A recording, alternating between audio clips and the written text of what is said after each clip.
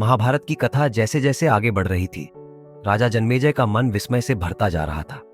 जब वैशंपायन जी ने यह बताया कि पवित्र गंगा ने अपने ही 7 पुत्रों को जन्म लेते ही नदी की धारा में प्रवाहित कर दिया, तो जन्मेजय के हृदय में तीव्र पीड़ा उठी।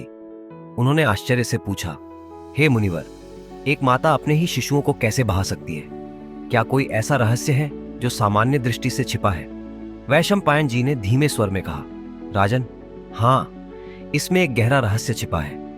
ये 7 पुत्र वास्तव में वसु थे, जिन्हें आर्षि वशिष्ठ के श्राप से धरती पर जन्म लेना पड़ा था।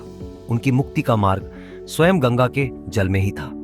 राजा जन्मेजय ने और प्रश्न किया, तो क्या पूर्व जन्म के कर्म इतने प्रबल होते हैं कि वे आत्मा को अगला जन्म चुनने पर मजबूर कर देते हैं? वैशंपायन बोले, राजन, यही सृष्टि का शाश्वत नियम है।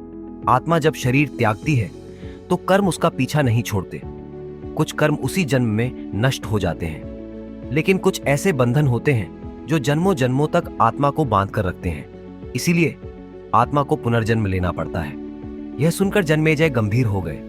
उन्होंने कहा, तो फिर हे महामुने, वह 8वां पुत्र कहाँ गया? क्यों महाराज शांतनु अकेले रह गए? मानो ढलती संध्या की तरह उनका जीवन अंधकार से भर गया। कुछ क्षण का मौन साधकर वैशंपायन जी ने कथा आगे बढ़ाई। राजन, जब देवी गंगा 8वें शिशु को भी जल में प्रवाहित करने ही वाली थी, तभी क्रोधित होकर महाराज शांतनु ने उन्हें रोक दिया। यही वह क्षण था जब देवी गंगा और महाराज शांतनु दोनों एक प्राचीन शाप से मुक्त हुए। लेकिन 8वां वसु अभी अपने कर्मों का फल भोगने के लिए पृथ्वी पर रहना आवश्यक था, इसीलिए वह जीवित रहा। देवी गंगा उसे अपने साथ ले गई और उस बालक को उन्होंने बनाया हस्तिनापुर का उत्तराधिकारी। वह बालक था देवव्रत। देवव्रत ने देवगुरु बृहस्पति से वेद और नीति शास्त्र सीखे, सप्तर्षियों से सभी कलाएं और ज्ञान पाया और स्वयं भगवान परशुराम से धनुर्विद्या का अद्भुत कौशल सीखा। बालक अवस्था से ही देवव्रत अजेय बन चुका था। इधर राजा शांतनु का जीवन गंगा के जाने के बाद एक उजड़ी नगरी की तरह सूना था। वह अपनी प्रजा के कार्यों में स्वयं को व्यस्त रखते, लेकिन उनके हृदय में खालीपन और बढ़ता गया। समय बीतता गया और एक दिन गंगा के तट पर राजा शांतनु ने देखा कि नदी का प्रवाह अचानक कम हो गया है। आश्चर्यचकित होकर वह आगे बढ़े तो पाया कि एक तेजस्वी कुमार अपने धनुष बाण से गंगा के मध्य में दीवार बना रहा है।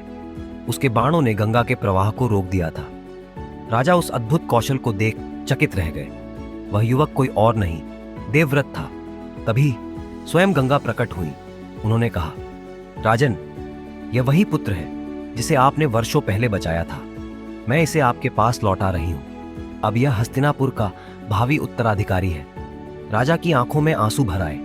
उन्होंने वर्षों बाद अपने पुत्र को गले लगाया और शीघ्र ही देवव्रत को युवराज घोषित कर दिया गया। राज्य समृद्ध हुआ, प्रजा आनंदित हुई, लेकिन भाग्य को कुछ और ही मंजूर था। वर्षों बाद जब राजा शांतनु शिकार के लिए यमुना तट पर गए तो उनकी नजर पड़ी एक दिव्य सुंदरी पर। वह नाव चला रही थी। वह थी सत्यवती। राजा मोहित हो गए। उनका हृदय पुनः प्रेम में बंध गया। लेकिन इस विवाह के मार्ग में निषाद राज की शर्त ने बड़ा संकट खड़ा कर दिया। उसने कहा, राजा, अगर आप सत्यवती से विवाह करना चाहते हैं तो शपथ लीजिए कि उसके गर्भ से उत्पन्न संतान ही हस्तिनापुर की उत्तराधिकारी होगी। राजा मौन रह गए, क्योंकि उनके पास पहले से ही योग्य युवराज देवव्रत था। लेकिन तब स्वयं देवव्रत उठ खड़े हुए। सभा में देवताओं और ऋषियों को साक्षी मानकर उन्होंने कहा, मैं गंगापुत्र देवव्रत प्रतिज्ञा करता हूं कि मैं न विवाह करूंगा न संतान उत्पन्न करूंगा।